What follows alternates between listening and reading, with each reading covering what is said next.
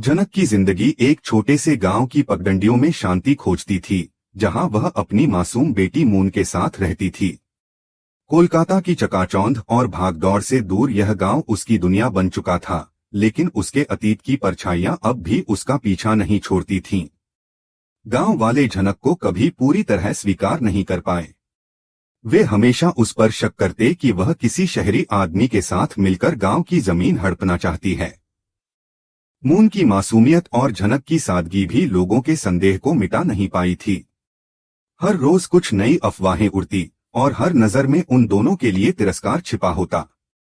उसी समय गांव में एक नया मोड़ आया जब अनिरुद्ध नाम का एक शहरी युवक गांव के विकास के उद्देश्य से वहां आया। अनिरुद्ध का सपना था कि गांव में एक फैक्ट्री और एक स्कूल खोला जाए, जिससे यहाँ के लोग आत्मनिर्भर बन सकें। वह एक व्यावसायिक सोच लेकर आया था, लेकिन उसकी आंखों में संवेदना भी थी। जब वह जनक से मिला तो उसने उसके चेहरे पर छिपे दर्द को पढ़ लिया। अनिरुद्ध ने गांव वालों के विरोध के बावजूद जनक का साथ देने का फैसला किया। उसने न केवल जनक की बेगुनाही पर विश्वास किया, बल्कि उसे वचन दिया कि वह उसे और उसकी बेटी को इन आरोपों और नफरत से निकालकर एक नई जिंदगी देगा। एक दिन जब जनक मून को लेकर अनिरुद्ध के पास गई, तो अचानक एक ऐसा सच सामने आया जिसने सब कुछ बदल कर रख दिया। मून को देखते ही अनिरुद्ध की आंखें भर आईं। उसे समझते देर नहीं लगी कि मून उसकी अपनी बेटी है, जिसे वह सालों से नहीं जानता था। अनिरुद्ध ने भावुक होकर मून को अपनी बाहों में भर लिया और कहा कि अब वह कभी भी उसे अकेला नहीं छोड़ेगा। जनक भी अनिरुद्ध की आंखों में सच्चा प्रेम और समर्पण देखकर भावुक हो गई। उसने महसूस किया कि अनिरुद्ध अब बदल चुका है और वही उसका और मून का सच्चा सहारा बन सकता है। वह उसके साथ चलने को तैयार हो गई, यह मानकर कि शायद अब उनकी जिंदगी बेहतर हो सके।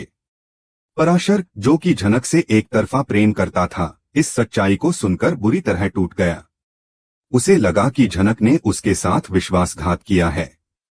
वह यह मान बैठा कि जनक पहले से ही अनिरुद्ध के साथ मिली हुई थी और दोनों गांव को नुकसान पहुंचाने की योजना बना रहे हैं। अपने क्रोध और हताशा में पराशर ने गांव वालों को भड़काना शुरू किया। उसने सभी को यकीन दिला दिया कि जनक और अनिरुद्ध गांव को धोखा दे रहे हैं। गांव वाले पराशर की बातों में आ गए और उन्होंने जनक और अनिरुद्ध का विरोध करना शुरू कर दिया। स्थिति इतनी बिगड़ गई कि अनिरुद्ध को जान का खतरा महसूस हुआ। अनिरुद्ध ने हालात की गंभीरता को समझते हुए तुरंत फैसला लिया। उसने जनक और मून को अपनी कार में बैठाया और गांव से बाहर निकल पड़ा। तीनों कोलकाता पहुंच गए, जहां अनिरुद्ध ने उन्हें अपने नए घर में जगह दी। कोलकाता में अब तीनों के लिए एक नई शुरुआत थी। अनिरुद्ध अपनी खोई हुई खुशियों को पाकर बहुत संतुष्ट था। वह जनक और मून की हर छोटी बड़ी जरूरत का ख्याल रखता। जनक भी अनिरुद्ध की देखभाल और स्नेह से प्रभावित हुई और उसे लगने लगा कि अब उसकी बेटी को एक सच्चा पिता मिल गया है। मून भी अनिरुद्ध के साथ बहुत खुश थी। वह उसे अपना हीरो मानने लगी थी, जो उसकी और उसकी मां की रक्षा करता था। लेकिन सुख के ये पल अधिक समय तक ठहर नहीं पाए। अर्शी, अनिरुद्ध की पत्नी, को जब पता चला कि जनक अब वापस उसकी जिंदगी में आ चुकी है और मून अनिरुद्ध की बेटी है, तो वह गुस्से से बेकाबू हो गई। अर्शी को यह सब किसी भी कीमत पर मंजूर नहीं था। उसने जनक और मून को अनिरुद्ध की जिंदगी से हटाने की साजिशें शुरू कर दी। उसने जनक को बदनाम करने की कोशिश की, तरह तरह के आरोप लगाए और समाज में उसकी छवि को खराब करने की कोशिश की।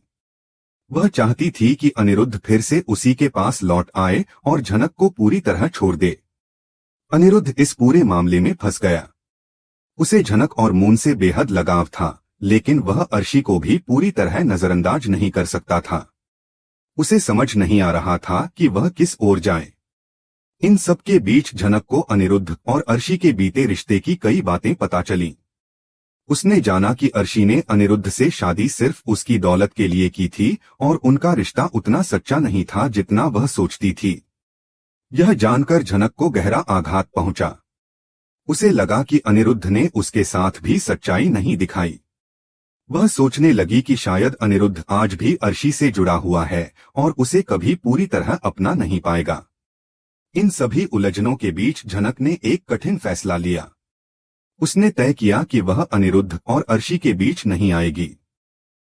उसने चुपचाप अनिरुद्ध का घर छोड़ने का निर्णय कर लिया, ताकि न तो किसी का दिल टूटे और न ही किसी की जिंदगी और उलझ जाए। उसके मन में दर्द था, पर वह जानती थी कि सच्चे प्रेम में कभी कभी त्याग भी जरूरी होता है। झनक ने जब यह महसूस किया कि उसकी उपस्थिति अनिरुद्ध और अर्शी के रिश्ते में दरार डाल सकती है, तो उसने एक साहसिक निर्णय लिया। वह मून को लेकर एक अनजान जगह चली गई, जहां कोई उन्हें पहचान न सके, न ही उनके बीते जीवन की कोई परछाई वहां पहुंच सके। झनक जानती थी कि उसका और मून का अस्तित्व अब किसी और की जिंदगी को प्रभावित कर रहा है, और यह सोचकर उसने खुद को पीछे खींच लिया। वह नहीं चाहती थी कि अर्शी को लगे कि उसका रिश्ता किसी तीसरे की वजह से बर्बाद हो रहा है। लेकिन इस फैसले ने अनिरुद्ध की दुनिया हिला दी। जब अनिरुद्ध को पता चला कि झनक और मून अचानक बिना कुछ कहे कहीं चले गए हैं, तो उसका दिल बैठ गया। उसे अपने व्यवहार का पछतावा हुआ। उसे समझ में आया कि वह झनक के दर्द को कभी पूरी तरह समझ ही नहीं पाया। अनिरुद्ध ने हर गली, हर कोना छान मारा। उसने पुलिस की मदद ली, पुराने जानने वालों से संपर्क किया, लेकिन कहीं से भी कोई सुराग नहीं मिला। कई रातें जागकर मून की मुस्कान को याद करते हुए बिताईं। झनक की आंखों में देखे उस प्यार की गूंज अब भी उसके दिल में थी, लेकिन अब सब कुछ खोता हुआ लग रहा था। वह खुद को सबसे बड़ा अपराधी मानने लगा था, जिसने उस औरत का दिल तोड़ा जो उससे सच्चा प्यार करती थी। वह घर लौटा, लेकिन उसकी आंखों में एक अजीब सी खालीपन थी, जैसे उसकी दुनिया अब उजड़ चुकी हो। और फिर एक दिन उसकी फोन की घंटी बजी।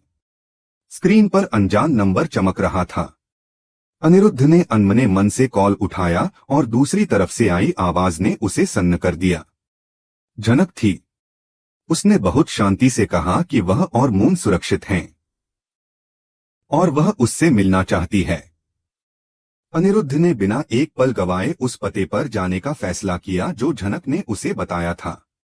जब वह वहां पहुंचा, तो सामने खड़ी झनक को देखकर उसकी आंखें भर आईं।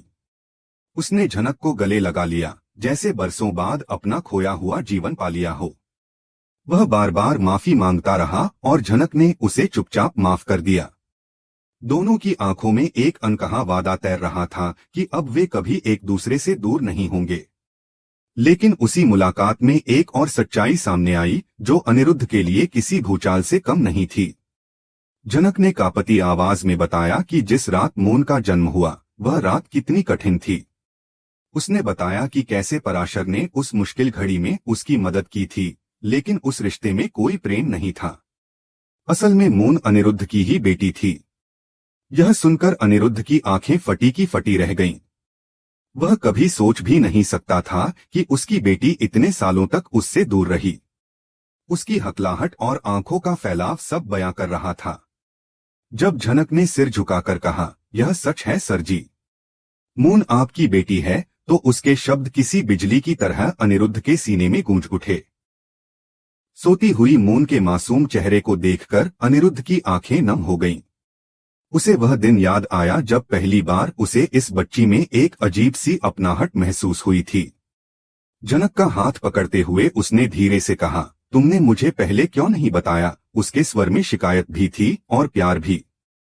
झनक ने अपनी मजबूरियां बताईं, समाज के डर से, अर्शी के आगमन के बाद उस सच को छिपाने की पीड़ा। उसने अकेले ही सब झेला था और अब यह बोझ उतार रही थी। अनिरुद्ध ने उसे गले लगाकर भरोसा दिलाया कि अब वह अकेली नहीं है। तुम कितनी भोली हो झनक। उसकी यह बात सिर्फ तसल्ली नहीं, बल्कि एक सच्चा इजहार था। लेकिन इस मधुर क्षण में भी अर्शी का ख्याल अनिरुद्ध को परेशान करने लगा। वह जानता था कि अर्शी इस सच्चाई को स्वीकार नहीं करेगी। और जैसे किस्मत ने बात सुनी हो, उसी समय दरवाजे पर दस्तक हुई। सामने अर्शी खड़ी थी, उसकी आंखों में आग, चेहरे पर शक और होठों पर प्रश्न।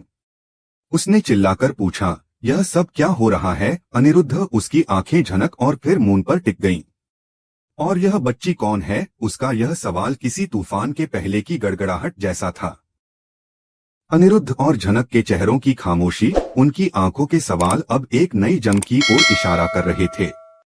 क्या अर्शी मून की सच्चाई को स्वीकार करेगी? क्या वह अनिरुद्ध को माफ करेगी? या फिर वह इस सच्चाई को हथियार बनाकर झनक और मून को हमेशा के लिए उनकी जिंदगी से निकाल देगी? यह सब जानना अब दर्शकों के लिए एक रहस्य बन गया है। मून, जो इस पूरे विवाद की जड़ नहीं बल्कि सिर्फ एक मासूम बच्ची थी, क्या उसे अपने माता पिता का प्यार मिल पाएगा? क्या अर्शी की नफरत और ईर्ष्या के बीच अनिरुद्ध, झनक और मून एक खुशहाल परिवार बन पाएंगे? या फिर यह कहानी एक और मोड़ लेगी जहां त्याग, दर्द और नए संघर्षों की शुरुआत होगी? यह कहानी अब एक ऐसे मोड़ पर पहुंच गई है जहां हर कदम पर दिलों की परीक्षा होगी और हर जवाब एक नई उलझन खड़ी करेगा। आगे क्या होगा, जानने के लिए जुड़े रहिए।